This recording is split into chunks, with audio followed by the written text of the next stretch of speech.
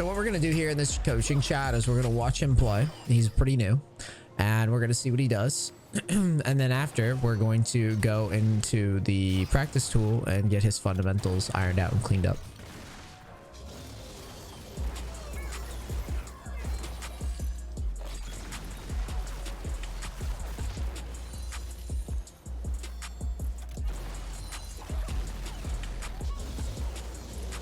All right, a couple things I'm noticing right away. Lots of lock screening happening. Right. Did you see my videos before? I assume you have if you bought a coaching. Seen a few, yeah. So that would be the first thing that I would just immediately start playing away from is the lock screen, because you're still new. Got it. Right. I have some other things, but those are going to be reserved for the post game.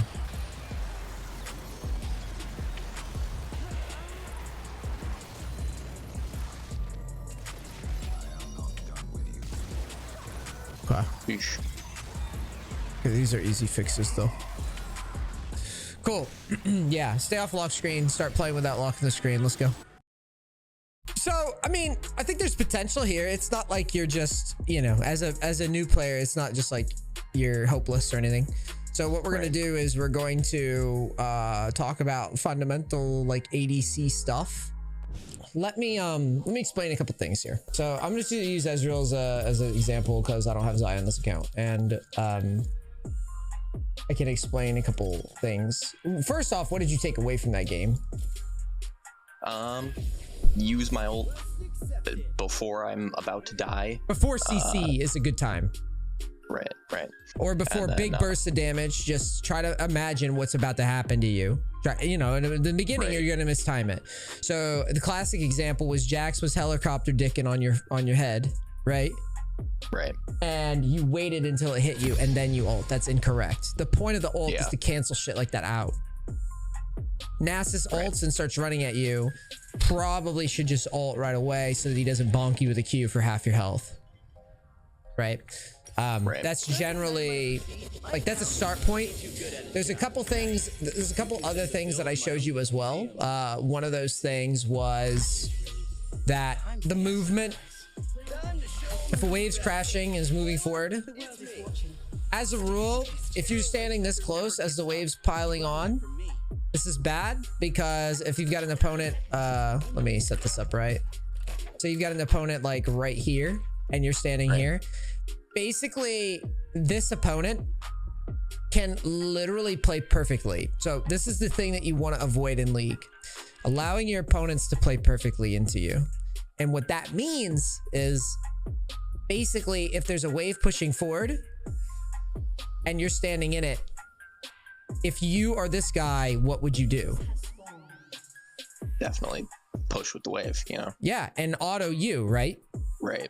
And why do I say play perfectly? Because he literally has no other choice. Yeah, the only other choice he can make is to not move up with the wave, which, don't get me wrong, newbies will do that. But like, the idea is that if you stand here, your opponents just get to throw things at you unchecked. Because they know, well, they don't even have to know. Let's take knowledge out of the equation. They just see a wave hitting you and they have nothing else to do, right? Right. People are simple. So once we get around the tendencies of people, we can start kind of abusing what's going on. So when the wave breaks, when it starts moving at you, and I'm just gonna like use this as an example. So when the wave starts breaking and it starts shoving onto you like this, you immediately want to space back like this and make sure that you are constantly moving with the wave this way. And you're allowed to maybe like, you know, fling an auto attack, maybe fling like one ability, but as a rule, you got to stay at arm's length of the action. All ADC really is, as a role, is there's a bunch of big circles chasing you. You can't see the circles, but they're there. Okay. If you know, I'm not really supposed to promote scripts or anything like that, but basically all scripts are is they auto correct your positioning for you. Okay, and the way they do that is they factor in ranges, champion ranges, ability ranges, movement, the trajectories, all that stuff. You need to imagine for a bit that every champion has a big circle around them with different abilities, right? If you're facing a Garen will have a circle that looks something like this. That means if you go near this guy, and that's a Garen, and you're here, you fucked up. Right? Right. You fucked up, because if his range is this and you go near him, he's gonna beat your ass because your range is like this, right? Your functionality is back here. The game is balanced around this concept, right? If you're a squishy fucking NEACE looking ass character with no muscle mass, right? You don't go near people that look like fucking tall versions of short versions of Tyler 1, right? You wouldn't do that. You wouldn't go near him. You would run away from him, right? So when you frame the game up simple like this, it starts to kind of declutter or demystify it somewhat, right? Because when you're new, everything just seems like a blur, right? It's like culture shock. You jump into the game, a bunch of random champions running at you, a bunch of random abilities being thrown at you, right? At a baseline, remember the golden rules here. If a wave's breaking, you keep yourself at max range. If we have the wave and we're pushing forward, right? Well, if our opponent is here and we have a wave, step up like you own shit. Okay? Right. Because the wave is going to march forward and you're allowed to play this way, because if they fight back, the minions do a fucking gangbang on this guy. Right? If they auto you back. It's an advantage. You understand? Right. So that's the framework for this whole like laning the back and forth, the yin and yang. So a big problem that I see players have is that a wave will be crashing, they'll stay too close, they'll get obliterated, and then they'll back up, but now their health's really low. If you notice when you were playing, the minions targeted you here because as the wave crashed, you stood here and they hit you for a second and then hit the tower and you backed off, right? Avoid that. As the wave comes through, simply just back up, let it stack on the tower, and then do your thing. But keep in mind, if you hit an enemy champion while you're farming here, they're still going to target you. You still take damage. Okay? All this making sense so far? Yeah. Okay. Now, the next thing I wanted to talk about is just... this is going to be a little hard for you with like the laptop and the tech limitations or whatever. So I'm just going to show you for now a couple things, and then we'll go into your practice tool and change it. The first thing is you need to have the flexibility to choose. Ezreal, by choose, I mean your skill shots. Ezreal is a really good demo for this concept. So when you start the game, you're on normal cast, which sucks. This sucks. It's really slow. All right. As a rule, initially people started going to quick cast with indicator, which looks something like this. The problem with this is that you still have basically the difference is this. Quick cast with indicator is a down press and a release. Okay. Right. Quick cast without an indicator is simply a down press, right? And quick and normal cast is like a fucking old man with a fucking beard and a fucking cane, right? So we don't want to do this one, and we probably don't want to do this one. This is probably the fucking win, right? So simple solution here: put your shit on quick cast, take this button, turn this off.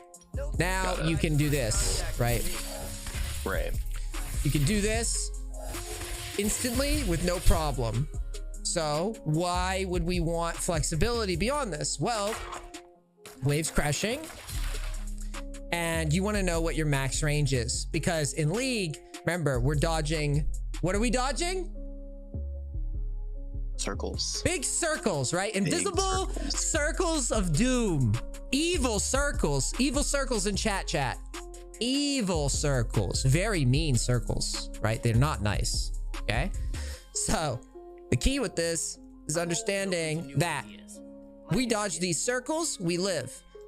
The key to dodging the circles is sometimes you forget what your range is, right? It's easy to forget what your range is. That's the thing. And if you hold shift, well, if you set it up, so you go to your hotkeys and you come down here and you go normal cast, shift Q, shift W, shift E, shift R. What this is going to do for you, oh my god, this thing's bugging so hard. If you hold shift and then press Q, now you get the flexibility to see. So as you're backing up, you can go like this and make sure, oh, am I in the right? You can recalibrate it, right? So this is huge because this gives you that capability to instantly cast or do a manual cast, all right? So I'll show you another example that I use just for like jungling, why this is so cool. Say, you know, I'm playing Hecarim or whatever, and there's people here. Well, Hecarim's ult is kind of like this. Right. And with Hecarim, like, you want to land the ult like right behind people to fear them. Basically, it's like a pool ball. It's like you're hitting a pool ball, and you hit it behind, it bounces, right? So you want to land like here.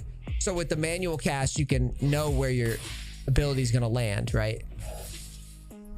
So this is just a really cool tool, and then you can also do it while moving into position, right? But it's just a nice pattern of play. Now, this is just a little quick talk I give everybody in regards to ADC. As a rule, your movement patterns, I tell people all the time, when you're kiting and you're kiting really tight, your movement has basically like 3 levels, okay? And as a player, you need to be aware of what level you're in. Now, this may sound like bullshit, what I'm demonstrating here. It's really not. It's just player tendencies, because what happens is people, there's basically multiple layers to people. There's people with good muscle memory who play this game a lot. They click like this mostly. Sorry, I gotta redraw that actually. There. So we've got 1, 2, 3. Okay. They're not color coded, but this is good, or this is bad, or this is good, this is okay, and this is bad, is basically what I'm trying to illustrate. So people with good muscle memory play the game all the time, click mostly like this all the time, okay? When playing ADC. People that are very good at the game click like this. Notice how my movement when I'm like being serious is like this, really tight. People that are bad, who are what I consider casual players, you know, these are the Cheetos boys, right? The guys that are just chilling, slouched, lazy, you know, amateurish fucking movement. They click like this. They click like once or twice occasionally. They don't care, right? This is your casual player. So when you play this game, focus your energy on keeping your movements tight and quick, not slow and wide. Right. When I see this, I die inside. When I see this, I'm happy. It feels like the person's actually trying to win the fucking game. And then we also get into the talk of, which I was just telling you, you know, the back and forth, right? So the same thing here.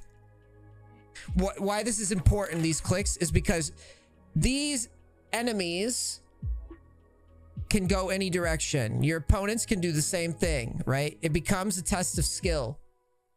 If your opponent moves to you, you got to respond. If he runs away, you got to respond. I yelled at somebody in a private coaching last night because they didn't understand this concept. They were split pushing. So the opponent walked at him. They went like this and ran away, right? The opponent kept walking at him. They kept walking away.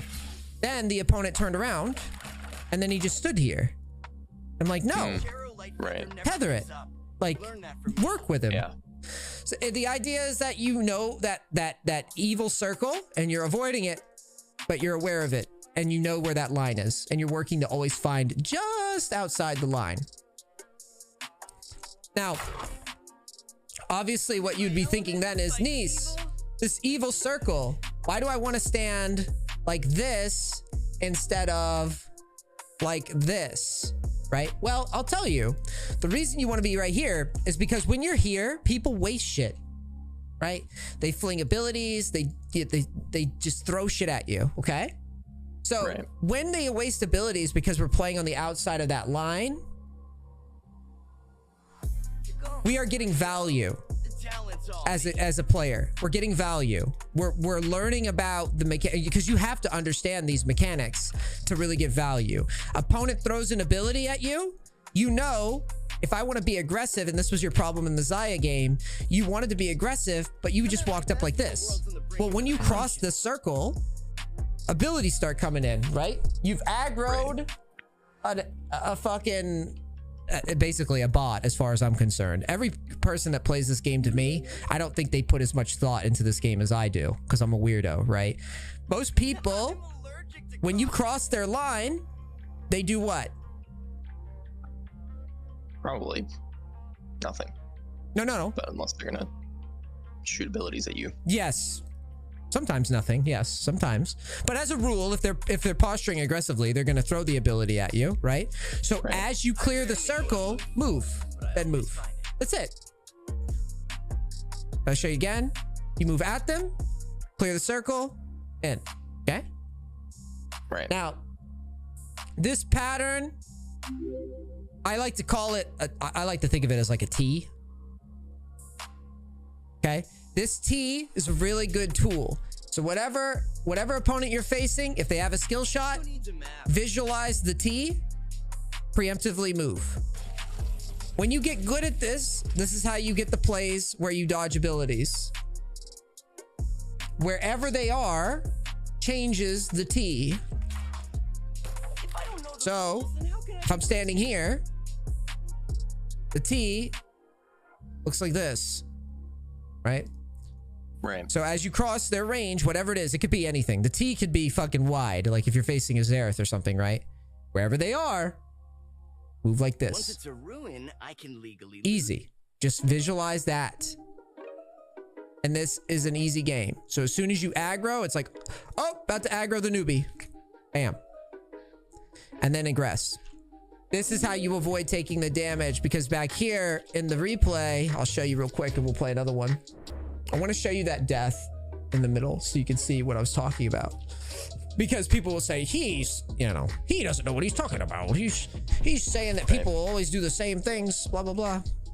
And I'm gonna prove it.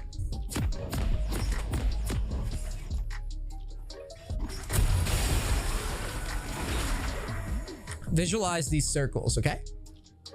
Got it. It's like 3 champions, right?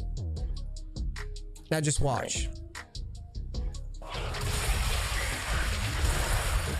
As you get closer, look. See? It's just, you see what I'm saying? As you cross that line, I don't even have to draw on the screen to just watch. Just think about those lines I drew.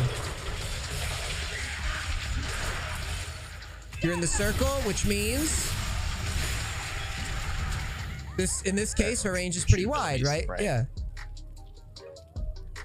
It's all this game is.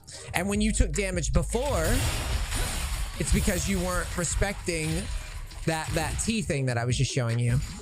You walk up.